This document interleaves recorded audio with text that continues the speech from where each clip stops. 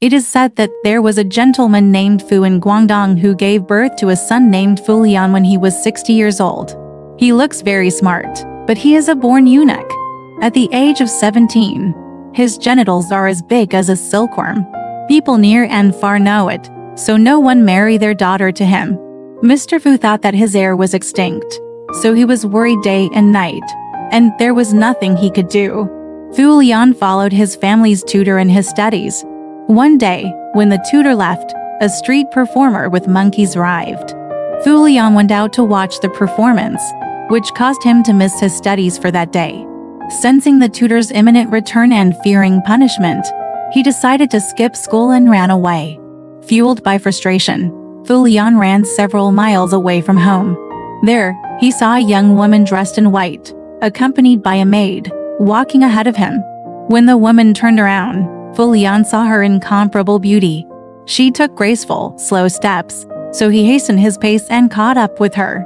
The woman turned to her maid and said, "Ask the young man if he's headed to Qiangzhou." The maid was instructed to inquire, and Fu Lian asked what they wanted.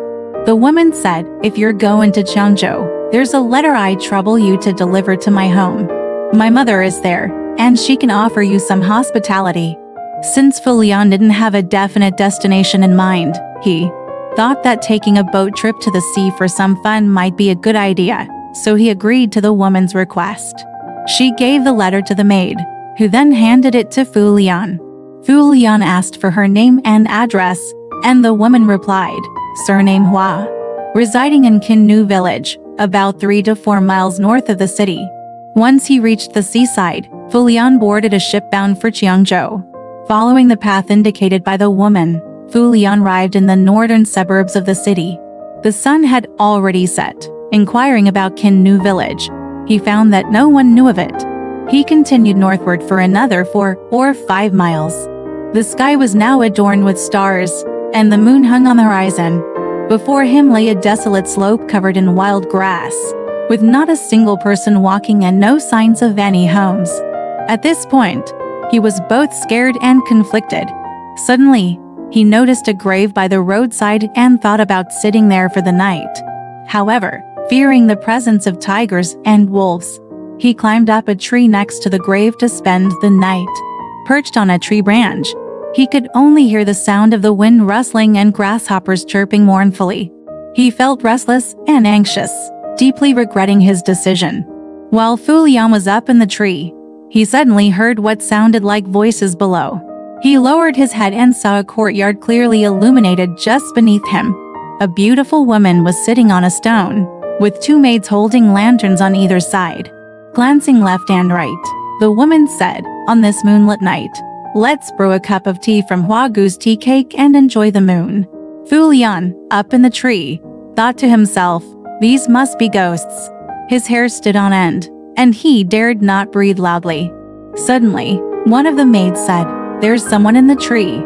The woman exclaimed, "Who's this audacious young lad peeping at us?" Fu Lian was extremely frightened and had nowhere to hide, so he had no choice but to slide down from the tree and kneel on the ground, begging for mercy. Approaching him, the woman's anger turned to delight. She extended her hand to help Fu Lian up, and they sat down side by side. Fu Lian cast a sidelong glance and estimated that the woman was about 16 or 17 years old. Exceedingly beautiful, and her accent sounded like a local's. The woman asked Fu Lian, "Why have you come here?" He replied, "To deliver a letter for someone." The woman added, "There are often bandits in the wilderness. It's not safe to stay here overnight. If you don't mind the simplicity of my home, you can stay for a few days."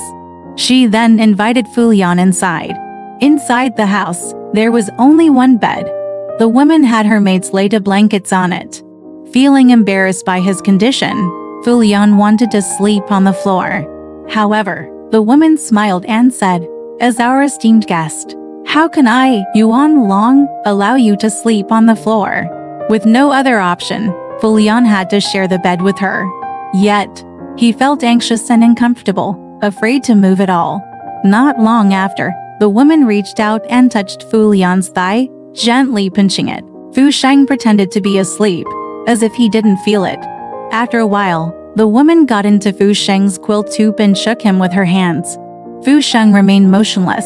The woman stretched out her hand to touch Fu Sheng's yin, and as soon as she touched it, her hand stopped immediately. Disappointed, she quietly crawled out of Fu Sheng's quilt and began to cry secretly. At this time, Fu Sheng was afraid and ashamed. He was really ashamed, and he only blamed God for making him flawed.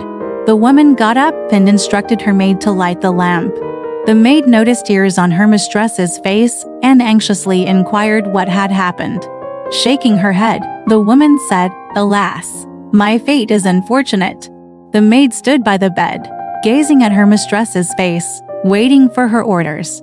The woman said, "Wake up the young man and let him go." Upon hearing this, Fu Lian felt even more ashamed and worried, knowing that it was midnight and he had nowhere to go. While he was pondering his predicament, another woman entered the room. The maid said, "Hua Gu has arrived." Sneaking a glance, Fu Lian saw that this woman was in her 50s and carried herself gracefully. Seeing that the woman was not asleep, she asked the reason, to which the woman didn't respond. The woman noticed someone lying on the bed and inquired, "Who's in the same bed?" The maid answered on behalf of the woman, "A young man sought shelter here for the night." The woman chuckled, saying, "Is it an auspicious night for a newlywed? It seems that the flower candles have brought us an unexpected guest." She then raised her head and saw that the woman's tears hadn't dried yet. Astonished, she asked, "On your wedding night, you shouldn't be weeping. Could it be that the bridegroom acted rudely?" The woman still remained silent and seemed even more sorrowful. The woman lifted the covers to investigate further, but unexpectedly found a letter lying on the floor. Picking it up and reading it, she exclaimed in surprise, "This is my daughter's handwriting." She immediately opened the letter and was greatly astonished. She asked the woman about it, and she said, "This is a letter from my third sister. In it, she writes that Wu Lang has passed away, and she's left alone with no support, leading a difficult life." The woman responded, "The young man once mentioned delivering a letter. Luckily, we didn't send him away." The woman called Fu Lian and asked him where the letter had come from. Fu Lian recounted his journey. The woman said, "You've gone to such lengths to deliver this letter. How can I repay you?"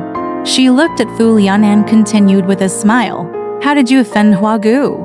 Timidly, Fu Lian replied, "I don't know what offense I've committed." The woman turned to Hua Gu and sighed, "Pity that during my own lifetime, I married an eunuch. And after death, I encountered another eunuch, causing my grief." The woman then looked at Fu Lian again and said, "Such a clever and handsome young man, but you're a eunuch? He's my guest. We shouldn't disturb him for too long." She led Fu Lian to another room and reached for his groin, examining him. With a smile, she said, "No wonder Hua Gu wept.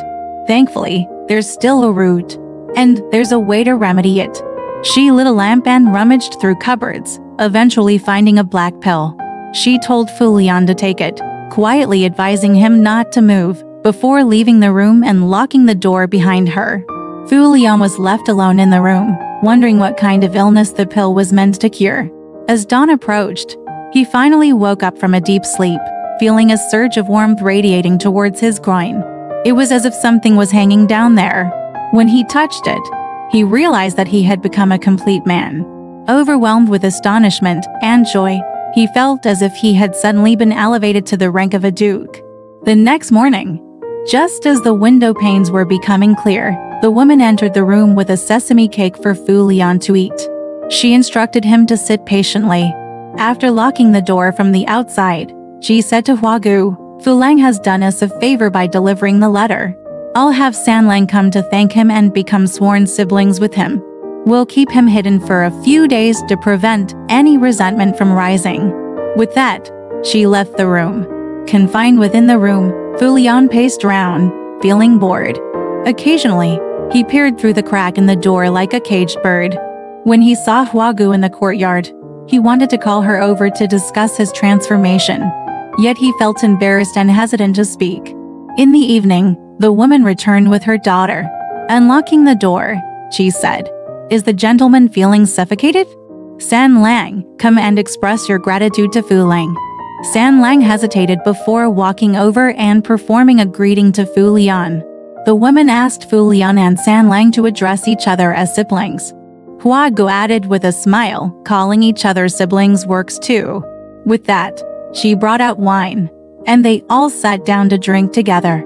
After a few cups, Hua Gu teased Fu Lian, saying, "Eunuch, have you also been captivated by a beauty?" Fu Lian responded, "A cripple can't forget his crutches, just as a blind man can't forget what he's seen." Everyone burst into laughter. Hua Gu, seeing that San Lang had gone through so much hardship, arranged another house for her to rest in. The woman looked at San Lang and said, "Let the two of them, as siblings, sleep in the same room." San Lang blushed and felt embarrassed. The woman continued, "This person may appear as a man, but in reality, she's a young girl. What are you afraid of?" Urging them to rest early, she secretly advised Fu Lian, "You can consider yourself my godson, but in reality, you're my son-in-law." Fu Lian was overjoyed and led San Lang to the bed. It was the first night they intimately shared together, and they felt ecstatic. Afterward, Fu Lian asked San Lang, "Who is Hua Gu?" San Lang replied, "She's a ghost. She possesses extraordinary beauty, but her fate has been cruel. She married a man named Mao, who suffered from castration, and even at 18, he couldn't engage in sexual activities. This caused Hua Gu to be miserable, and she eventually died." Fu Lian worried that San Lang might also be a ghost, to which San Lang clarified, "I'll tell you the truth, I'm not a ghost, but a fox spirit. Since Hua Gu lived alone here, and I had no home, my mother and I sought refuge in this place." Fu Lian felt quite afraid. San Lang added, "You don't need to be afraid. Though we may be ghosts and fox spirits, we don't harm people." From then on, Fu Lian and San Lang lived together daily. Despite knowing that Hua Gu was a ghost, Fu Lian couldn't help but adore her exquisite beauty and yearn for an opportunity to reveal his transformation. Fu Lian's refined and affectionate nature, along with his wit and humor, greatly endeared him to San Lang. One day, the Hua family was planning to visit relatives elsewhere, and before leaving, they locked Fu Lian inside the house. Feeling suffocated, he paced round, calling out for San Lang through the window. San Lang instructed a maid to try unlocking the door with various keys until she accidentally managed to open it. Whispering to San Lang, Fu Lian expressed his desire for them to be alone. San Lang dismissed the maid, and Fu Lian led San Lang to the bed, embracing her. San Lang playfully touched Fu Lian's groin and remarked, "It's a shame that something is missing here." Before she could finish, she unexpectedly grabbed something quite substantial. And with astonishment, she asked, "Why was this thing so small last time? And now, it's so large?" Fu Lian laughed and replied, "Last time, it was shy, so it retracted when I saw you. This time, due to being slandered and embarrassed, it's inflated like an enraged frog." After their passionate encounter, San Lang said angrily, "Today I realize why Hua Gu keeps you locked up. She and her daughter wander around without a place to stay. I lent them this house, and San Lang learned embroidery from me. I taught her without reservation, yet they become so resentful." Fu Lian consoled San Lang, but she remained upset. Fu Lian said, "This matter must not be disclosed. Hua Gu warned me not to let others know." However, before he finished speaking, Hua Gu entered the room. Panicking, the two quickly got dressed and stood up. Hua Gu entered with a furious gaze and asked, "Who unlocked the door?" San Lang smiled and admitted to opening it herself. Hua Gu's anger continued to flare, but San Lang retorted, "You're quite ridiculous. Isn't he a supposed man who is actually a woman? What harm could he possibly do?" San Lang mediated the situation as her mother and Hua Gu engaged in verbal exchanges, and eventually, the anger turned into amusement. Despite her strong words, San Lang treated her sister with gentleness. However, Hua Gu remained vigilant and prohibited San Lang and Fu Lian from getting too close, restricting their communication to non-verbal cues. One day, Hua Gu said to Fu Lian, "Both my daughters have devoted themselves to you. Continuing like this is unsustainable. You should return home and inform your parents to arrange an engagement." She helped him prepare, urging him to set off. The two sisters bid farewell with reluctance, and San Lang was particularly sorrowful, shedding tears as they parted. Hua Gu stopped them and led Fu Lian out. Looking back, Fu Lian saw that the house had disappeared, leaving only a desolate grave. Hua Gu saw him off onto a boat, saying, "After you leave, I will take my daughters to your county and rent a house there. If you remember the good times, we'll wait for you in the Li family's abandoned garden for the wedding." Fu Lian returned home. When Fu Lian had run away from home earlier, his family had searched frantically for him, and his parents had been in great distress. When he returned, his family was elated. He briefly recounted his experiences and mentioned the intention to be engaged to the Hua family. His father retorted, "Why would you believe the words of spirits? You only survived because of your physical defect. Otherwise, you would have died out there." Fu Lian argued, "That they're not human, they have emotions just like people. They're also beautiful and intelligent. Marrying into their family wouldn't be a subject of ridicule." His father merely scoffed in response. Afterwards, Fu Lian often experienced strong sexual desires and became restless. He engaged in secret liaisons with maids, and it even escalated to daytime promiscuity. He deliberately wanted his parents to find out. One day, a young maid caught him in the act and reported it to the matriarch. The matriarch was skeptical and secretly went to see for herself. She found it extremely odd and summoned the maids who were familiar with Fu Lian to inquire, and they all confessed. Delighted, the matriarch spread the news that her son had recovered from his illness and began seeking marriage prospects among prestigious families. Fu Lian confided to his mother in private, "I must marry one of the Hua sisters." His mother protested, "There are plenty of beautiful women in the world. Why insist on marrying a supernatural being?" Fu Lian replied, "If not for Hua Gu, my illness wouldn't have been cured. It's not auspicious to go back on one's word." His father eventually agreed, and they sent two servants to investigate. The servants found the Li family's abandoned garden on the outskirts of town, where they witnessed smoke rising from between the ruins. The female servant entered the house and found the Hua mother and daughters cleaning the furniture, seemingly preparing to receive guests. When she relayed the message from her master, she saw San Lang and exclaimed in astonishment, "Is this our young mistress? I find her very likable. No wonder our young master has been captivated." She then asked about the older sister. Hua Gu sighed, "She was my adopted daughter, and she passed away 3 days ago." They offered food and drink to the visitors. When Fu Lian's family returned, they detailed the situation to their master. They described San Lang's appearance and manner of speech, which thrilled Fu Lian's parents. They also mentioned the death of the younger sister, which saddened Fu Lian deeply. On the day of the wedding, Fu Lian asked Hua Gu directly, and she replied, "Qiao Niang has already reincarnated in the north." Hearing this, Fu Lian felt a mixture of sorrow and joy, and he hurriedly arranged for their departure. He gathered their belongings and set off, day and night, to find Qiao Niang. Arriving at her grave, he called out to her, knocking on her coffin and saying, "Qiao Niang, I'm here." In an instant, he saw Qiao Niang emerge from the grave, holding a child. When she saw Fu Lian, she was heartbroken and resentful, blaming him endlessly. Fu Lian also cried and held her, asking about the child. Qiao Niang said, "This is your child, born 3 months ago." Fu Lian sighed, "I misunderstood Hua Gu's words and caused you and your child to be buried underground, suffering and worrying. My guilt is undeniable." They returned home together by carriage and boat. When Fu Lian and Qiao Niang appeared before his parents with their child, his parents were pleased to see the healthy child. The child didn't resemble a supernatural being at all, and they were overjoyed. The two sisters got along harmoniously and were dutiful to their parents-in-law. Later, when Fu Lian's father fell ill, they called for a doctor. Qiao Niang said, "The illness can't be cured. The soul has already left the body."